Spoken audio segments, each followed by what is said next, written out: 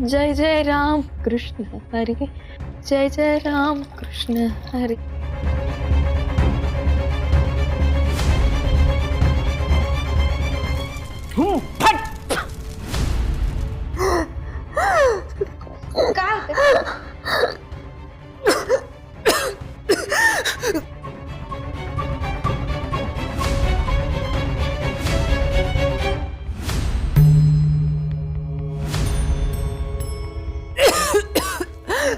Doctor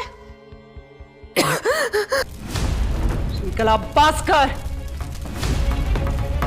त्या बाईचा जीव जाईल. धार दोन्ही बाजूनी असली ना तरी वार एकावरच होणार आहे.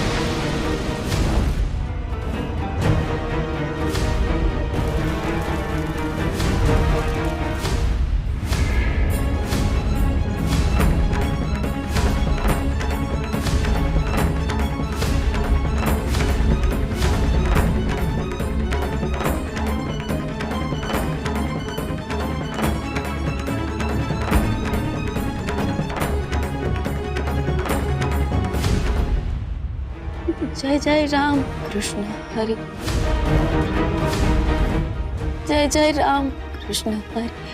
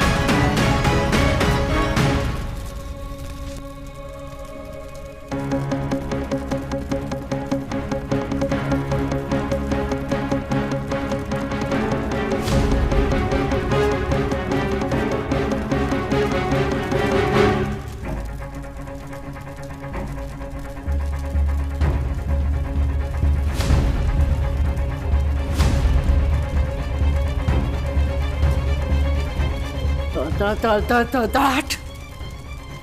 श्रीकला ती घाई संकटात नाही. तू अजून या विद्येत पारंगत झालेली नाहीयेस. सगळ्या विद्या शिकलेल्या नाहीयेस. बस तिला भिडायला जाऊ नकोस. फक्त हातावर निभावलाय नाहीतर विस्कोट. क्रोधाला पाळायचं, वाढवायचं, कधीही बाहेर येऊ द्यायचं नाही. ध्यानात ठेव.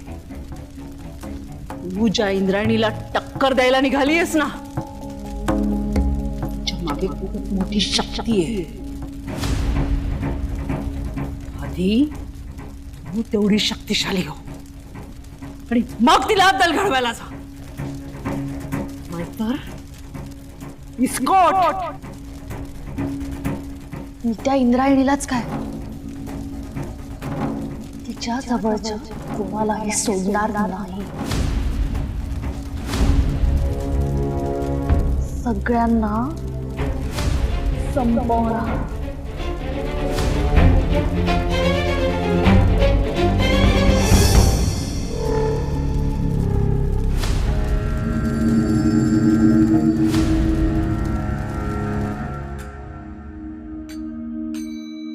स्ट्रेंज है.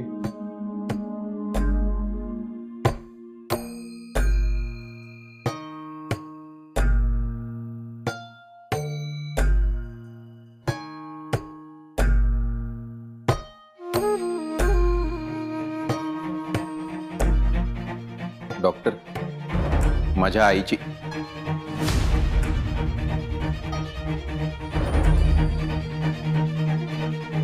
आय मीन माझ्या मावशीची तब्येत कशी आहे आता?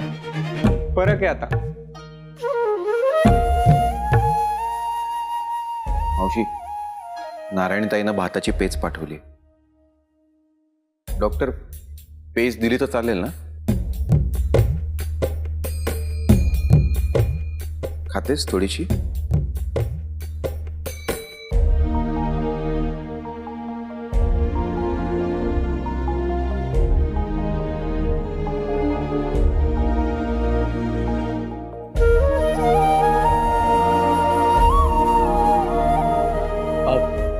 तुम्ही दोघं आहात ना इथे? हो. हा, मी जरा जाऊन येतो.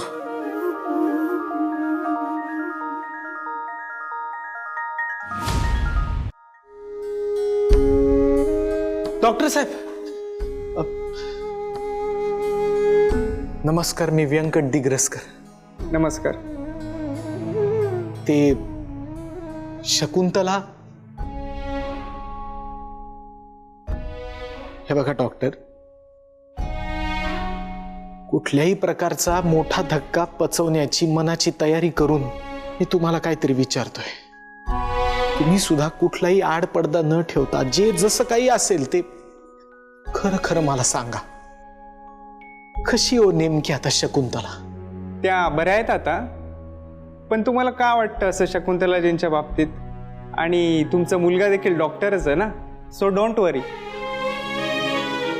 डॉक्टर कसं आहे, मुलगा डॉक्टर आहे हो, मी नाही. मला समजेल अशा भाषेत सांगाल का की तिला नेमकं काय झालंय? ओके, सांगतो तुम्हाला. मेडिकल सायन्स खूप पुढे गेला आहे, पण तरीही बऱ्याच गोष्टी अनुत्तरित आहेत. आणि मेडिकल रिपोर्ट प्रत्येक गोष्टीचं उत्तर देतोच असं नाही.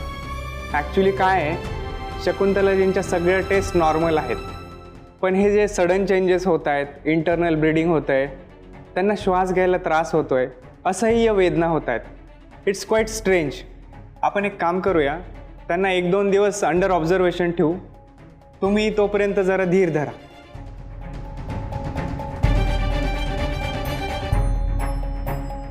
येतो मी.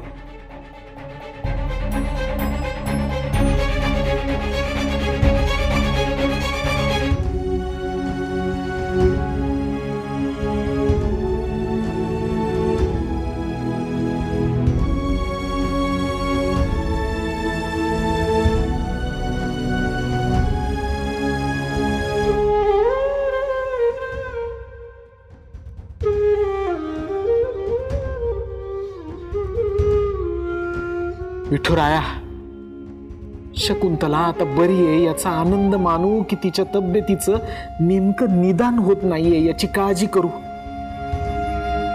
कळेना झालंय बघ.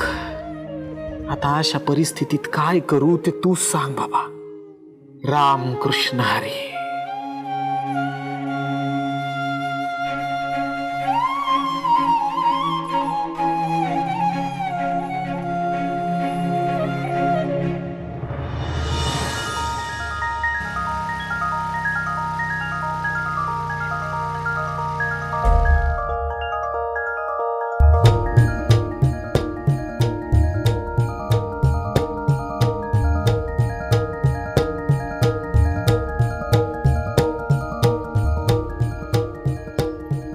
राय पण बसलाय काय ते?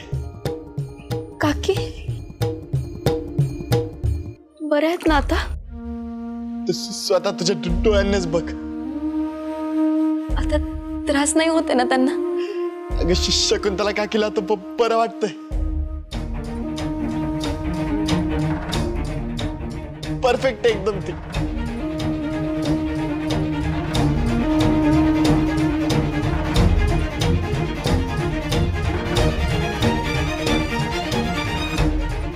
थोडासा थकवा आहे, पण तुला पाहिलं की तो पण निघून जाईल.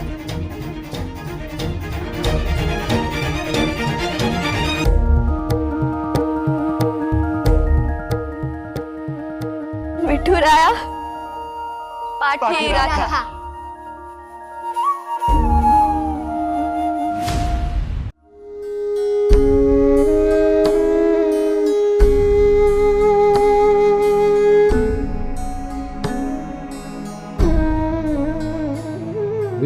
देवाची कृपा आहे म्हणून शकुंतलाला थोडं तरी बरं वाटतंय.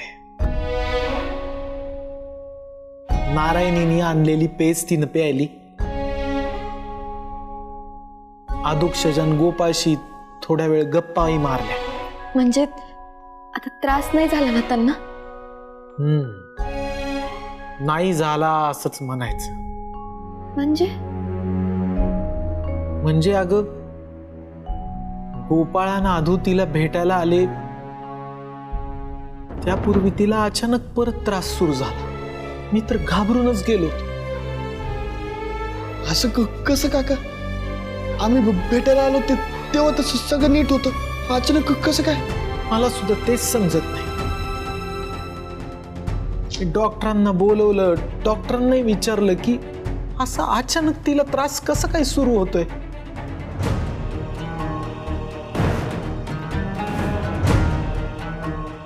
डॉक्टर म्हणाले रिपोर्ट्स तर आहेत पण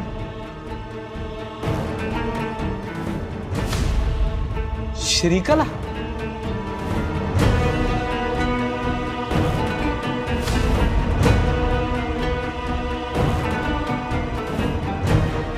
शकुंतला काकींना बरं नाही असं कळलं. मी लगेच धावत आले त्यांना भेटायला.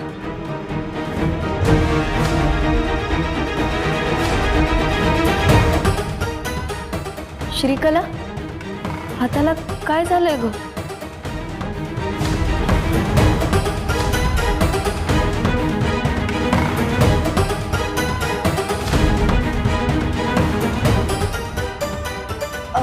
अगं काही नाही, मी ते स्वयंपाक करत होते ना तर तेल उडालं ग हातावर. पण आता बरं आहे. बघू तुझा हात, जरा जखम दाखव.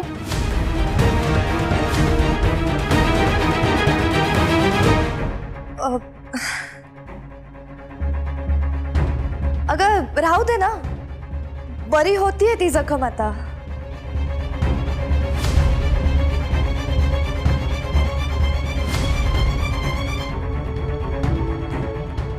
तेल उडाल्यावर फोड येतात.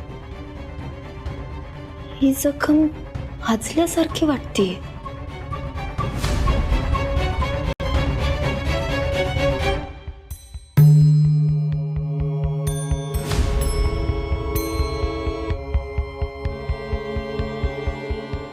मी शकुंतला काकींना भेटायला आलीये.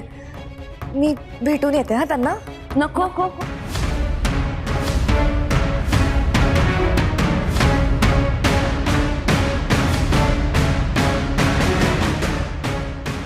म्हणजे विजिटिंग आवर्स संपलेत ना आता, आणि काकींना नुकताच डोळा लागलाय म्हणून. हो का? हरकत नसेल तर उद्या सकाळी या ना तुम्ही. 8 ते 9 मध्ये कधी पण या. हो चालेल ना. No problem at all.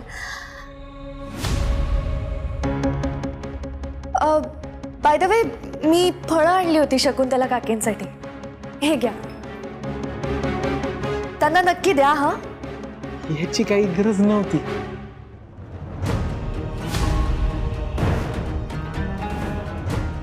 Maharaj, तुम्ही काळजी घ्या हा. आणि शकुंतला काकींना नक्की सांगा की मी त्यांना भेटायला आले होते म्हणून. मी उद्या येईन ना त्यांना भेटायला. खरं तर आज भेट झाली असती तर फार बरं झालं असतं. उद्याचा काही भरोसा नसतो ना.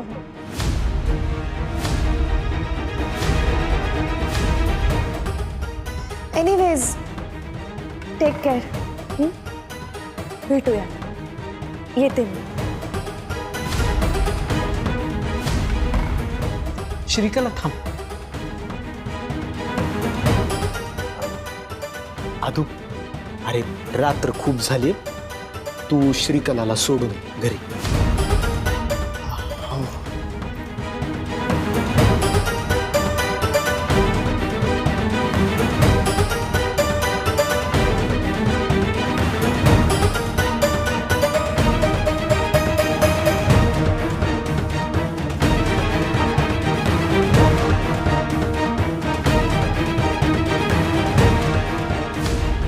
आपल्या घरावर संकट चालून येत आहे. एक मोठं वादळ आपल्या घरावर घोंगावणार आहे.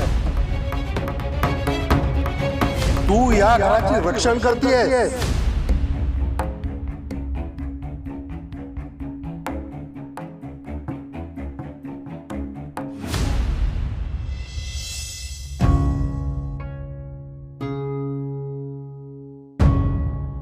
विठुरायाची कृपाच झाली ना रे आदू.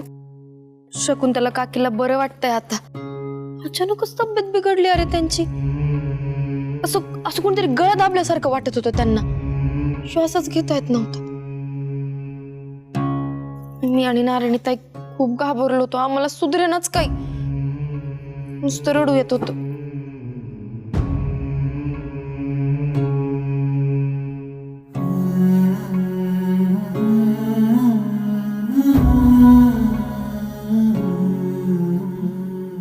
आदू, काय रे? काय झालं? बोलायचं सोड, हू कचू करत नाहीयेस.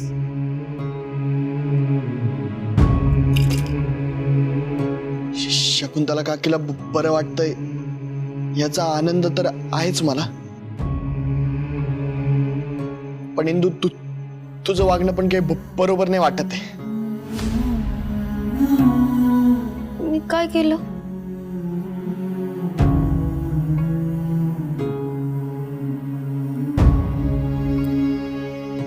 तू श्रीकलाला काकीला का नाही भेटू दिलंस?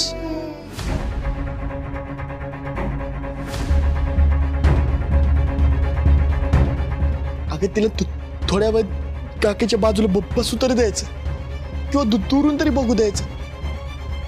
एवढं लांबून आली होती बिचारी भेटायला.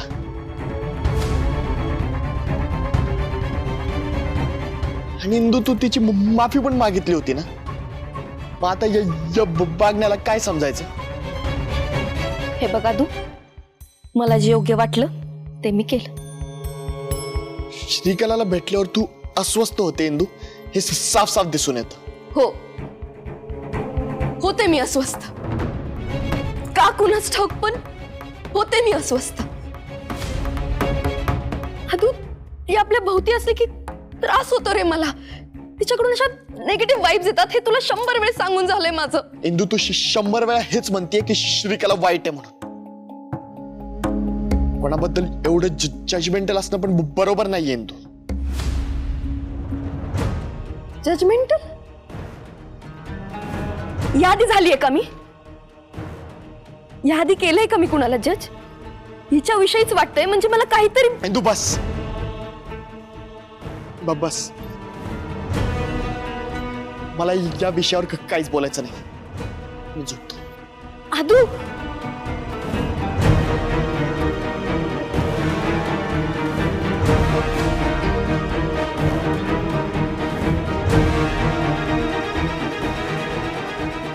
आदू, तू तरी माझ्यावर विश्वास ठेव रे. अरे खरंच खरंच ती श्रीकला चांगली मुलगी नाहीये. त्याशिवाय मला असे संकेत का मिळतील रे? समजून घे ना मला.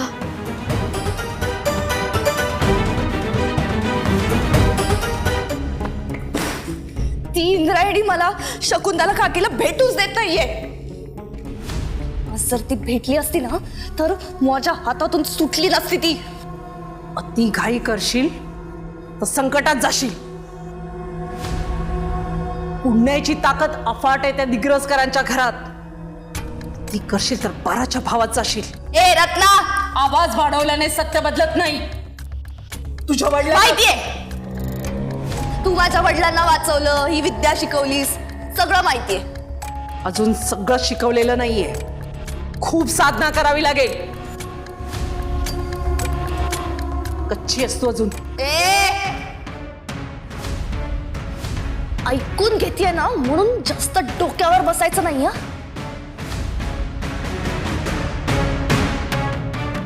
माझ्या वडिलांसोबत जे झालंय ना त्यानंतर मी आता गप्प बसणार नाही.